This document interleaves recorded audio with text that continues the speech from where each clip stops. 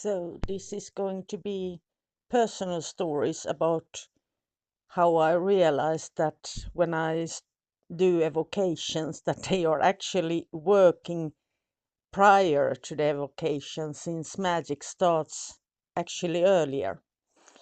And the more and more connected you get to the angels, the more of these little signs will make it clear, even if you don't feel it maybe or see so much in the ritual yet, but you will see these things taking place in your daily life.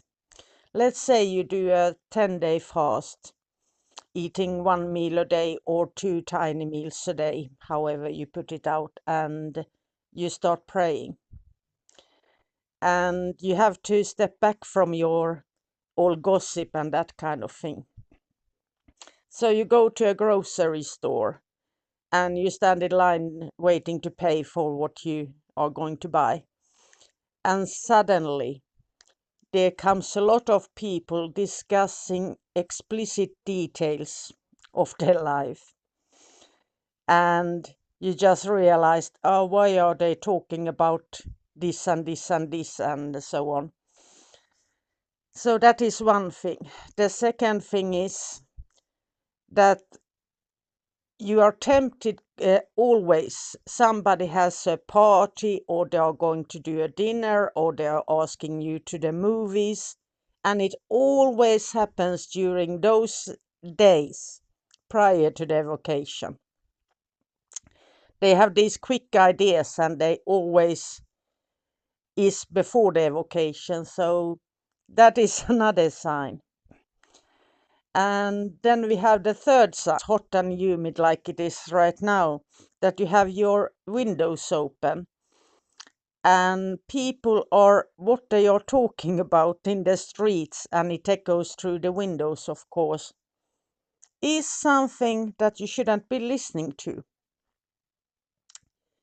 And that is a noise that you sadly can't escape anyway, so I just take the most difficult book I have on astronomy or nature science, or really dig into the Bible, and something that is a difficult topic, so I have to focus so hard so I don't hear them. I abstain from internet if I can, not for news, but since I often use news as I do rituals, since I do the Nokia magic for the whole world, so I need to be updated on the news there, so that I know that, oh, they are in famine, or they are having drought or floods and so on, or wars, so I know that what area I'm going to ask for. And then we have all these people, like my neighbor below. He starts having fist fights and cussing, and sometimes the police gets involved, and they are doing everything so that you don't get your sleep during night, since everything always happens so that to try to stop you. So that is a really strong sign that the spirits have heard and know that you are going to do something.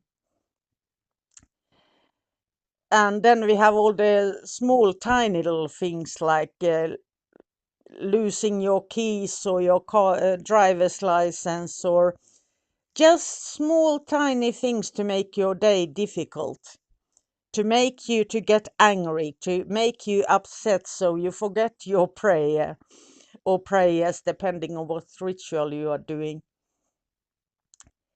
And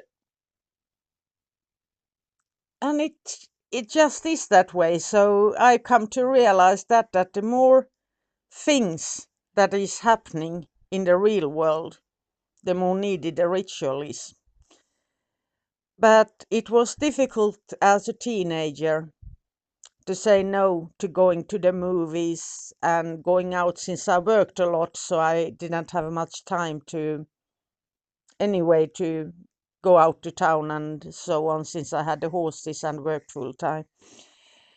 But it just builds up.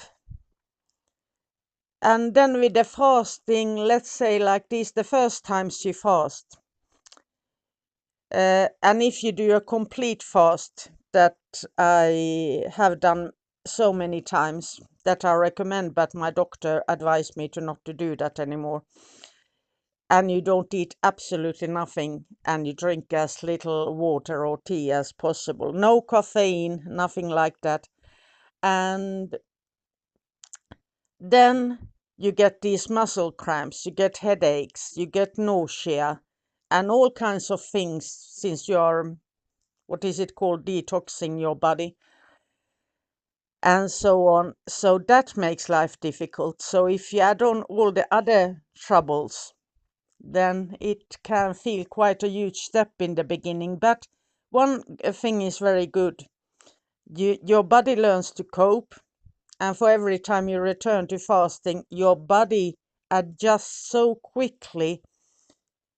And I feel best when I only eat one meal a day. Sometimes I have, if I get dizzy or something with age, I have to take a sandwich, just one tiny little bit of something to remove that. And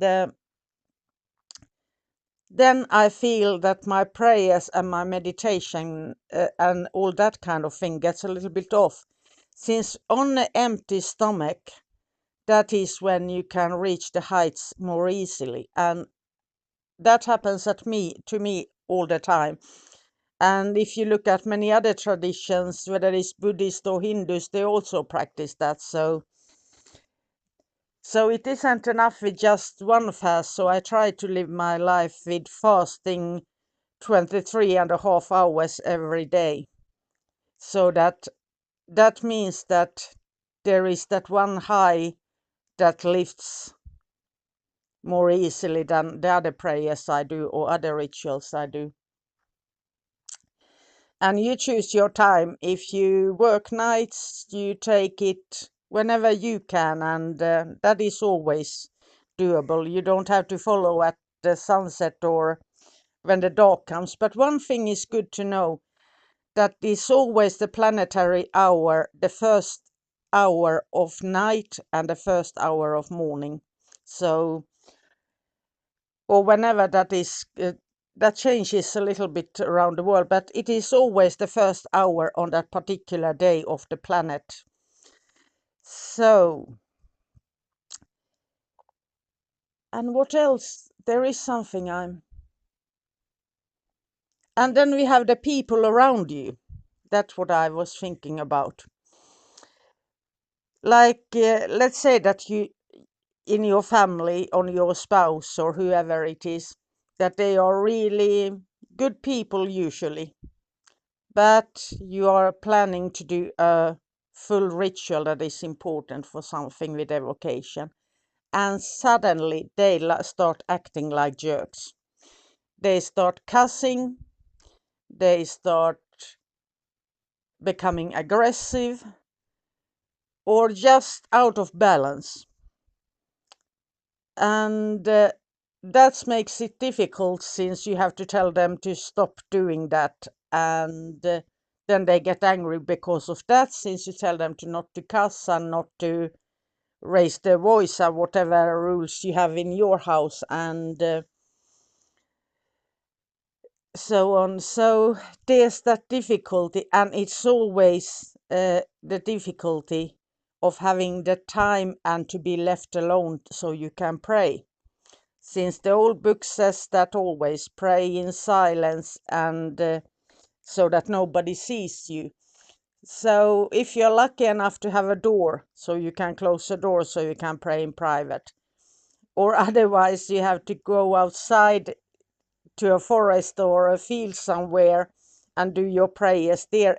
Both things work, so it's not that important. Or like I have been forced to throughout my life, that is to wait that everybody falls asleep and you get up and pray, so you really get that quiet time. And same thing with doing a ritual, that sometimes you have so loud people around you that you just have to adjust yourself and put that first, or putting an alarm clock to ring you and wake you at a time when everybody else is asleep. and it's quiet.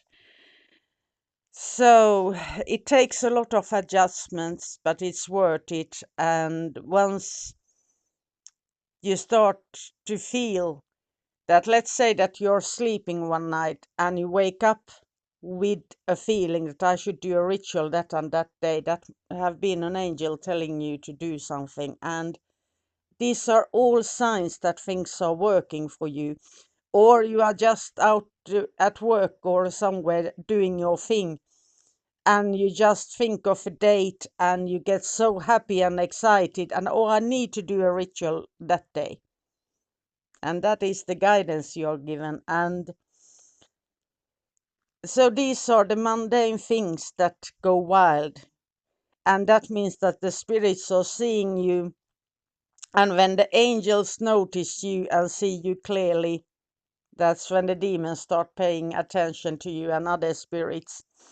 So you already have that angelical protection there if you're connecting to angels. But otherwise, people might get confused at what is really going on here.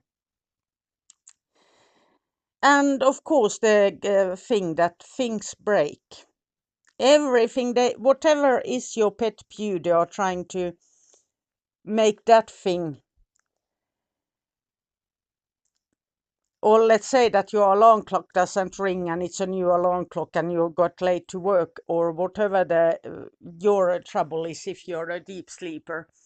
So there's always a lot of that. So in a way,